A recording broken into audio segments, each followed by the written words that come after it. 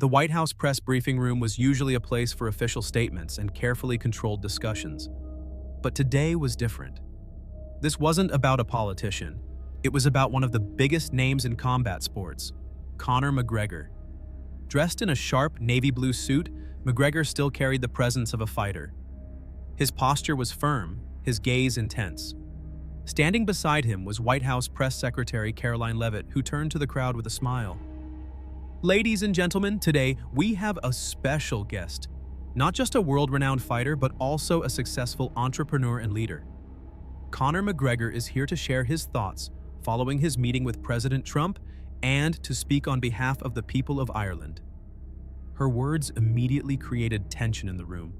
The press was already uneasy about McGregor's open support for Trump. Just hours earlier, he had met with the president in the Oval Office, where he had bluntly criticized the Irish government's handling of immigration and economic policies. The backlash from Ireland had been swift and severe. But McGregor didn't seem to care. Taking the microphone, his voice was firm and direct. "It's a great honor to be here at the White House. I had an important discussion with President Trump about the current state of Ireland. And let me be clear, things are not going well in my country." Cameras flashed as journalists scrambled to prepare their questions.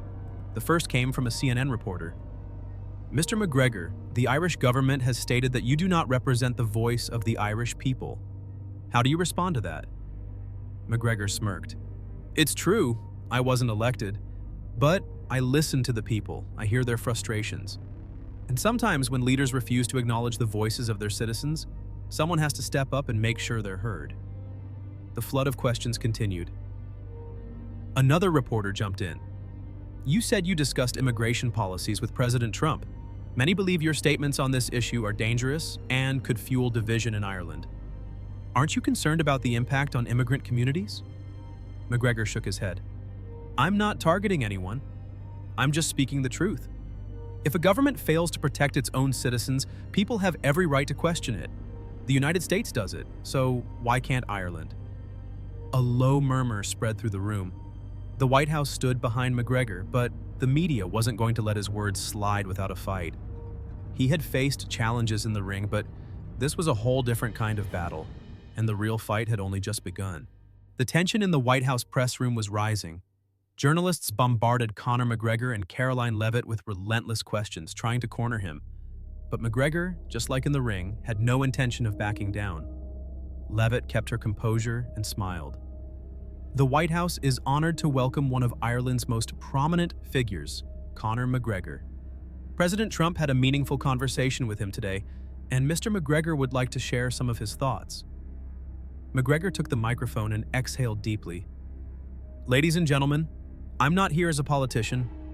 I'm a fighter, but I'm also an Irishman, and I can't just stand by and ignore what's happening in my country. President Trump and I discussed the current situation in Ireland, and to be honest, things aren't looking good for my people, and our government refuses to acknowledge it." A murmur rippled through the room. Reporters sensed that things were about to heat up.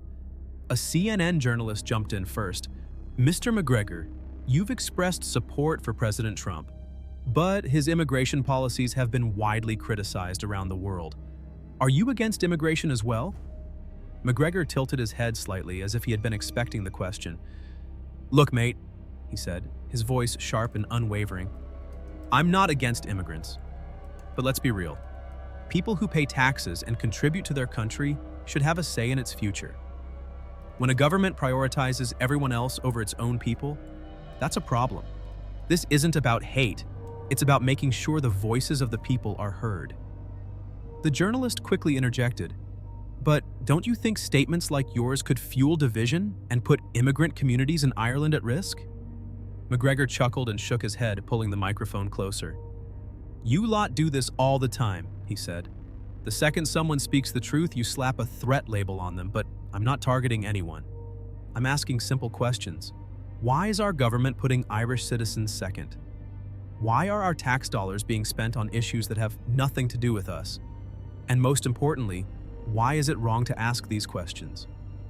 For a moment, the room fell silent. Some reporters shuffled through their notes, trying to find their next angle.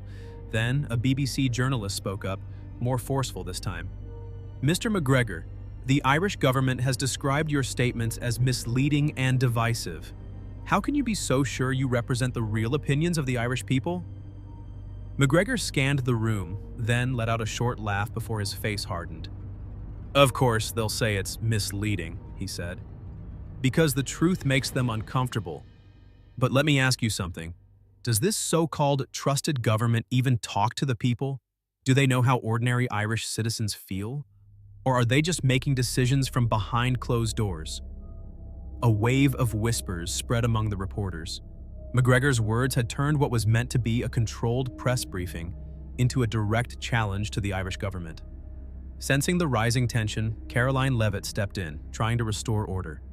Ladies and gentlemen, Mr. McGregor is here to share his personal views, and we respect his right to free expression. But McGregor wasn't finished.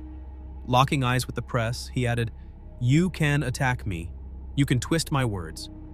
But you can't change the facts. I'm a fighter.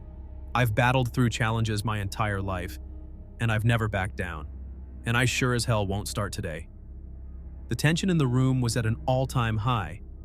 McGregor knew the media was against him, but to him, this wasn't just a press conference, it was a fight, and he had no plans of losing. The White House press conference had completely spiraled into chaos.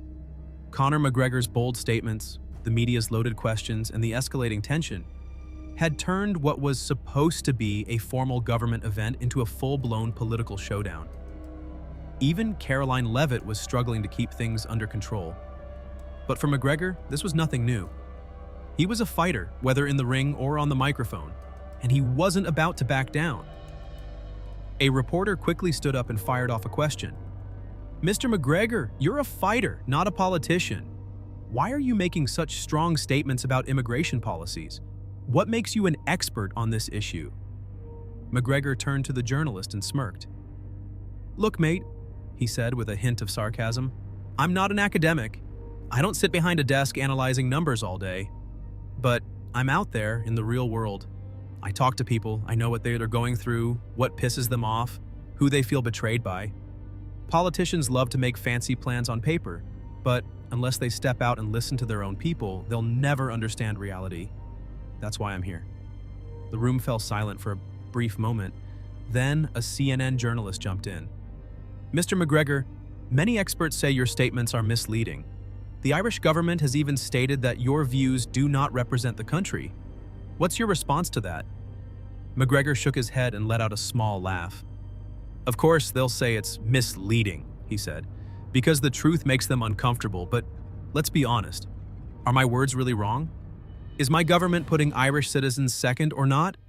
Are our taxes really being spent on us, or are they funding someone else's agenda? Now answer that for me." Some journalists flipped through their notes, searching for a way to counter him, but another reporter saw an opening and jumped at the chance to push further.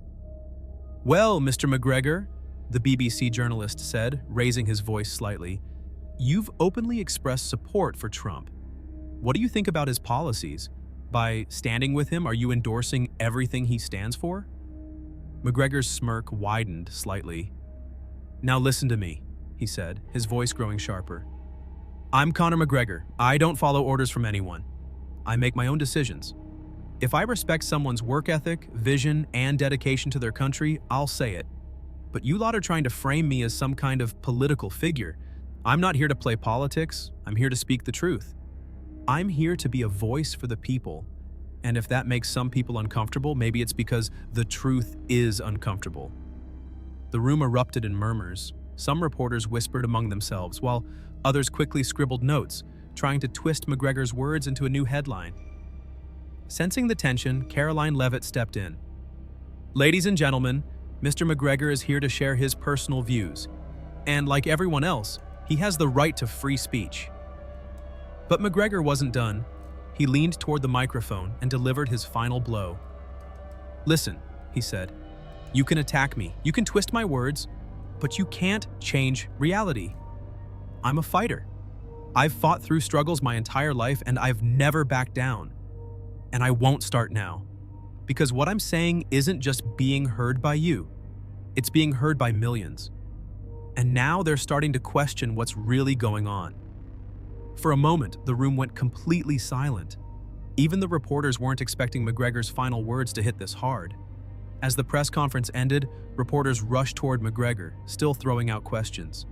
But he wasn't paying attention to them anymore. His eyes were on the Oval Office. He knew Trump was waiting. And there was still a lot more to talk about. The event at the White House might have ended, but this conversation was far from over. So now, the real question is, was McGregor right, or was this just another fighter making headlines? Drop your thoughts in the comments below.